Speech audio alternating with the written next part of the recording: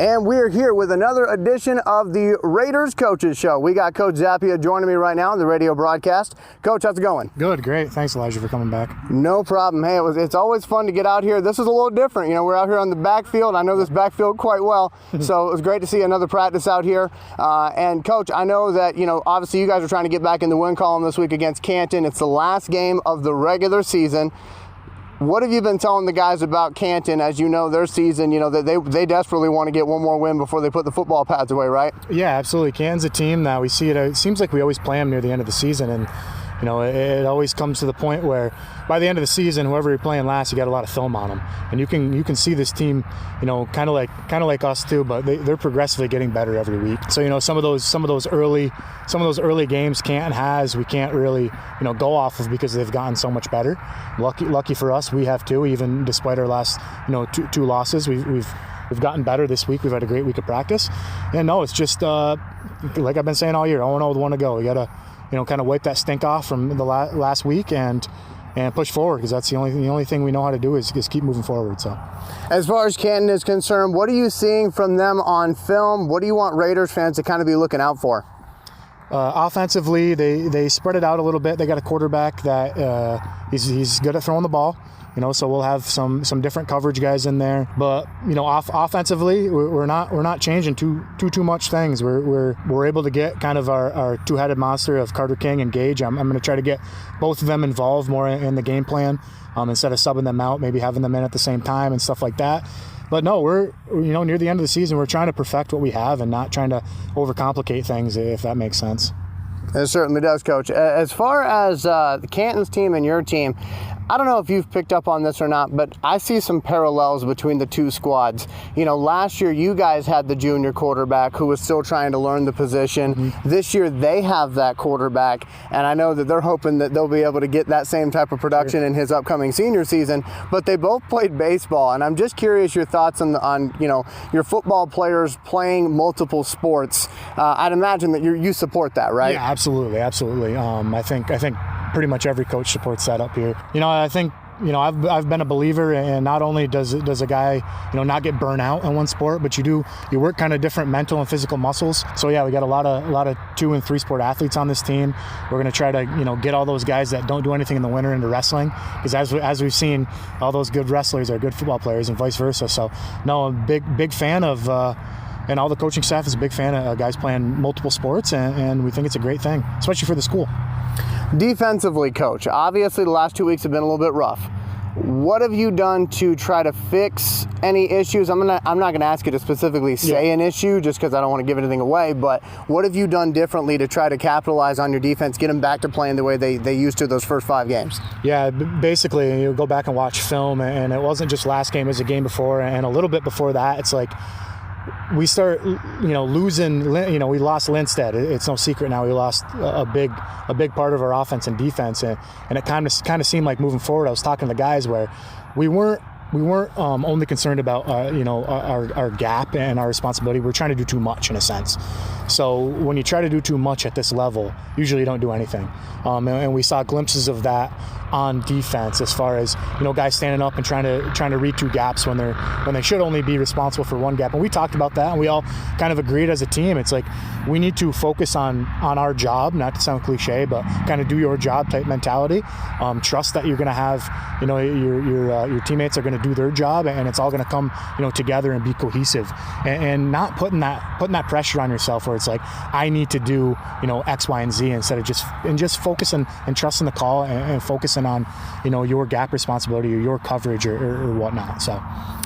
Coach, as far as players are concerned that you want to highlight, obviously we know who the stat leaders are, but if you kind of look at your entire team for a moment, who's really impressing you with their effort at this point in the season, and maybe somebody who you know is like really doing a great job in the classroom? Yeah, we have a lot of guys that are just, you know, as you know from coaching, it's, especially being on this backfield, it's a grind. You get late into the season, it turns into a grind. You know, you're sore mentally, physically, and these guys have really showed up this week, and I'm really proud of the effort they put in. We had some of the, you know, 2 or 3 of the best practices we've had all year this week, so I'm excited about that. To kind of pick a guy that's kind of been standing out in my head, Nolan Jensen. He's a guy that we moved to guard last week. He's very quick on the line. He's tougher than nails. He doesn't back down from anyone. He jumped in at center the first game of the year, and we got him back there a little bit this week. So he's a guy that he's a quiet leader. He's a senior. He loves the game. He's tough, which is like one of the biggest compliments you can get as a football player. And he's a lineman, so he doesn't get all those stats, So we see him as a coaching staff, and his teammates see him. He's working hard. He's doing all the right things. So definitely him. When you have somebody who is injured, because obviously, we always talk about the kids who are on the field, but when you have somebody who is injured, what do you do to kind of keep them locked in? Or is it kind of the athlete's responsibility to keep it locked in, or maybe a little bit of both? Yeah, I think it is a little bit of both. It's kind of, obviously diagnosing what the issue is and if it's even a possibility. And luckily for Lindstedt, he does think it's a possibility, and it's just keeping him involved. He hasn't missed a practice. He's still, he's still out here. He's he's helping guys on the line. He offensively and defensively, he's still here, so we can jump right back in when he comes back. And it's all, I think it's, a lot to do with, us, supporting him and letting him know, hey, you're still part of this. I still need you, to be a leader, because he is one of our captains.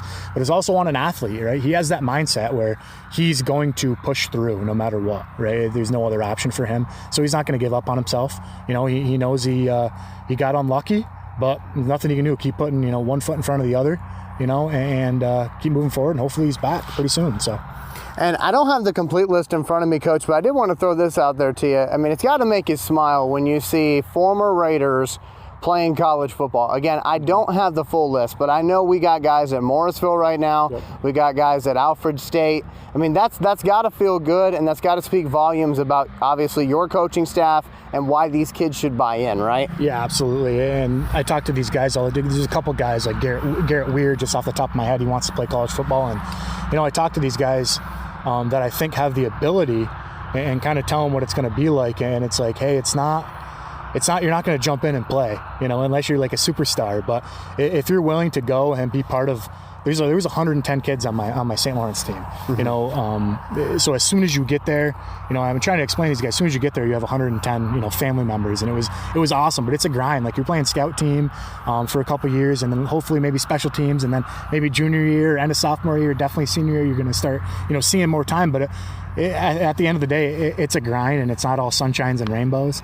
And D3 football, you're still paying to go to college, and you're up at 6 for meetings, and it almost seems like, wow, I didn't know it was this intense, but it is. And someone like a Garrett Weir does have that mindset. So if that's something he decides to do, I know he'd do great at it. But no, I just like to keep it honest with the kids, and kind of so they're not blindsided when they go there. Of course, yeah, of course. Coach, I know we're getting eaten up by mosquitoes out here, but I do want to ask you, as far as this season is concerned, I know you guys started out 5-0, then you obviously dropped 2. And I know I was personally thinking about it. Last year's squad kind of started out slow, then got hot. Sure.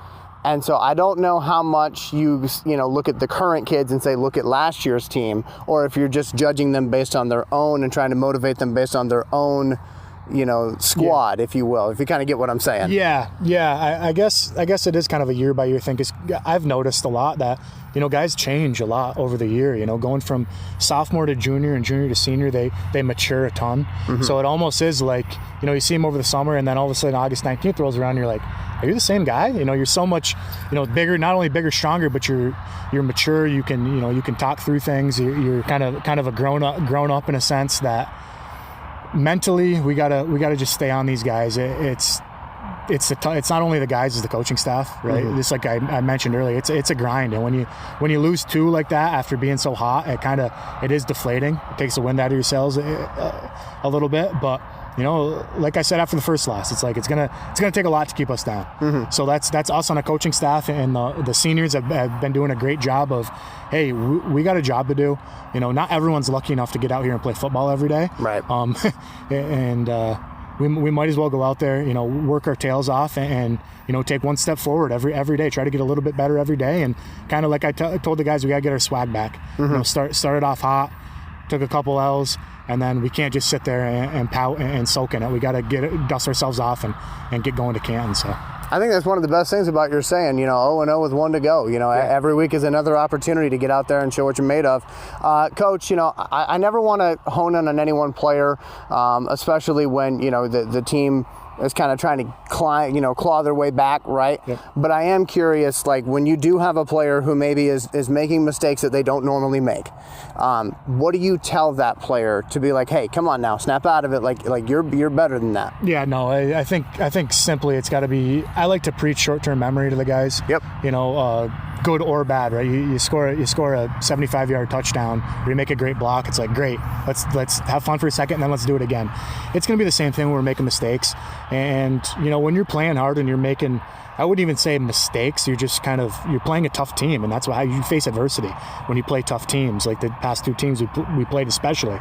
So it's not so much mistakes. It's that just sometimes the ball doesn't fall in your favor, right? And it's kind of like, how are you going to react? Are you going to make one bad play turn into two, turn into four? Or are you going to really have that short-term memory, wipe it off, and the next one? Like, you might get beat deep, but are you going to let it happen again, or are you going to say, nope, we're done with that? Kind of that mentality. So, Coach, kind of last question for you. Obviously you guys got this game coming up against Canton, 1:30 kickoff in Canton. I know that the weather right now is saying that it's not going to be like perfect conditions like what you and I are standing under right now. Anything different you're doing in practice because of those conditions? No, we have some under center stuff, some more stuff that we worked earlier in the week. Hopefully we can keep the balls dry on the sideline. We'll have to bring a bunch of extra towels. No, we're not going to overthink it. Okay. Like I said, we always have that under center, that fallback, but we're going to play our game, and hopefully the football gods bless us with some decent weather at least. So we are not dunking $110 footballs. No, we're not. We're not dunking the $110. It's not in the budget. Can't do it. Okay, no. I got it. So, Coach, last question for you. Message to Raiders Nation as we get ready for this final regular season game in Canton. No, hopefully we show up to Canton wearing your red, and we definitely appreciate all the support you've had for us in the past 7-8 weeks now, and just keep supporting these kids. They need it, especially at the grind at the end of the season. They see the red in the stands. It kind of gives them that extra burst of energy. So keep supporting these guys, and we'll try to bring another one home for the community. So. All right, folks. Donnie Despaw and Dave Mers will be on the broadcast for you in Canton. Hey, the Raiders are looking to leave no doubt against the Golden Bears.